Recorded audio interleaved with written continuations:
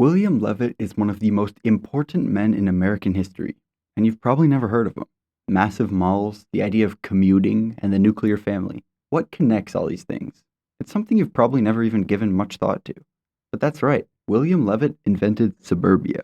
Levitt served in World War II with the Seabees, also known as the United States Naval Construction Battalion. When he came back, he recognized the need to create affordable housing as America's economy boomed and veterans returned home. And as luck would have it, his dad owned a real estate company.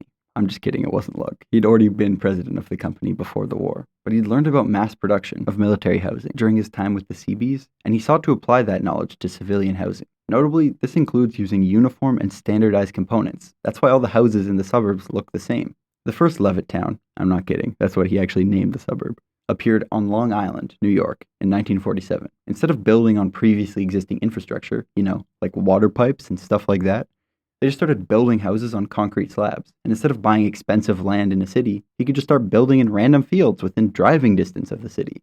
Using pre-cut wood and planned layouts, the company, Levitt & Sons, was able to build single-story homes at a rapid rate. They would soon add on larger houses, which, again, all looked the same aside from minor color and window placement changes. With their method, houses could sell for as little as $8,000, which was incredibly cheap. Veterans in particular capitalized, benefiting from the federal subsidies offered by the GI Bill. Of course, achieving such a low cost was dependent on avoiding unionized workers, and the regulations for the community were also controversial. The first Levittown had a clause in its lease agreement that only members of the Caucasian race could live in the houses, which is crazy. Black families, including veterans, were also denied mortgages to the communities. The dude thought that white people wouldn't move in if they knew it would be a mixed development. Still, at least for white people and the Levitt & Sons real estate company, the community was a big success.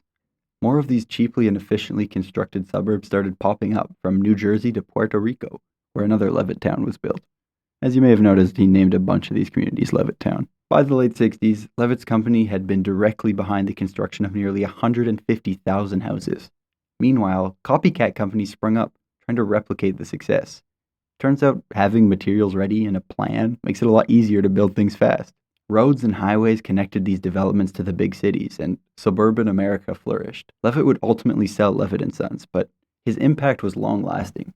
He might not have come up with the idea of suburban housing, but the rise of cookie-cutter suburbia is very much the responsibility of William Levitt. And that's why I'm using my position as a random guy on YouTube to designate him Mr. Suburbia, which is not necessarily a good thing, because again, he was racist. Anyway, that was History with Dino. I hope you enjoyed the video and learning about something you probably have never thought about before. If you enjoyed, subscribe to my channel, leave a like, and I will see you again soon.